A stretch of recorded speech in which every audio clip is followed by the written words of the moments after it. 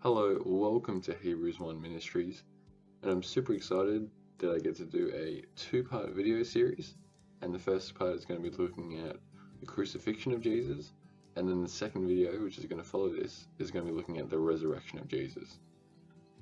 So I hope you enjoyed this video, and then check out the follow-up one. So we're going to be looking at the crucifixion of Jesus, and I want to start with a passage in Mark 15. It was 9 in the morning when they crucified him. The written notice of the charge against him read, "The King of the Jews." Those who passed by hurled insults at him, shaking their heads and saying, "Come down from the cross and save yourself." In the same way, the chief priests and the teachers of the law mocked him among themselves. "He saved others," they said, "but he can't save himself. Let this Messiah, the King of Israel, come down now from the cross, that we may see and believe." Those crucified with him also heaped insults on him.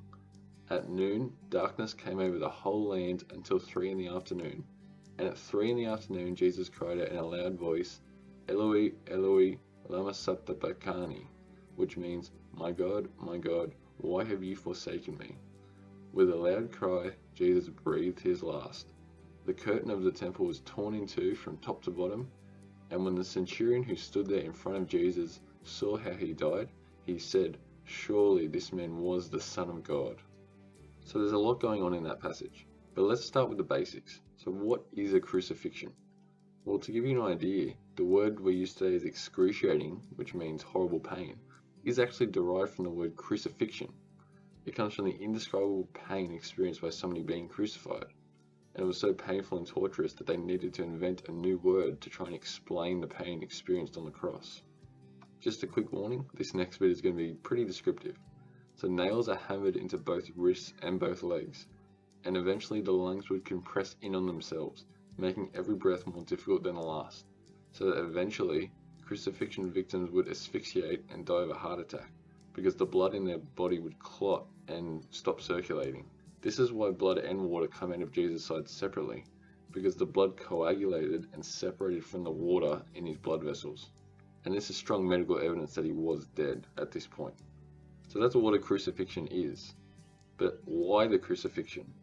Well, there are two prophecies from Psalm 22 and Isaiah 53 that predict a crucified Messiah over 700 years before the time of Jesus. But I won't go into detail about them. It's true that Jesus could have died many different ways. For example, it could have been a death by stoning or by the sword. But Jesus chose death by crucifixion. How do I know that he chose it? Well, in John 10, Jesus says, "For this reason the Father loves me, because I lay down my life that I may take it up again. No one takes it from me, but I lay it down of my own accord." Jesus chooses to go to the cross.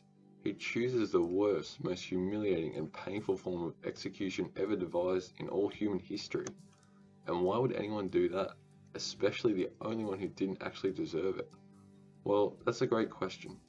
Jesus Christ, the eternal Son of God, perfect, flawless, God himself takes on human flesh and pays the price for our sin that we could never pay ourselves. We have fallen so far down the pit of sin that we could never get ourselves out of it even if we tried. Our only hope is a perfect sacrifice on our behalf.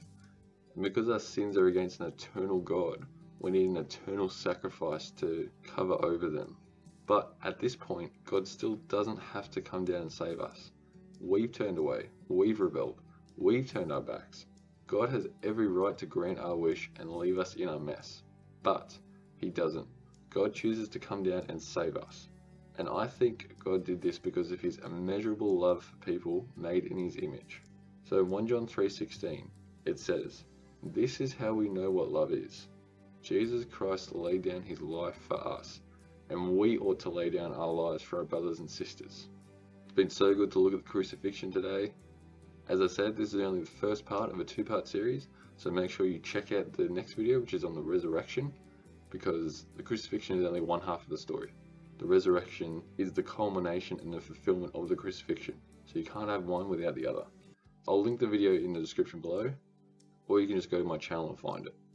But I hope you enjoyed this video. I've really enjoyed talking about the crucifixion, and I'm ready to get into the resurrection.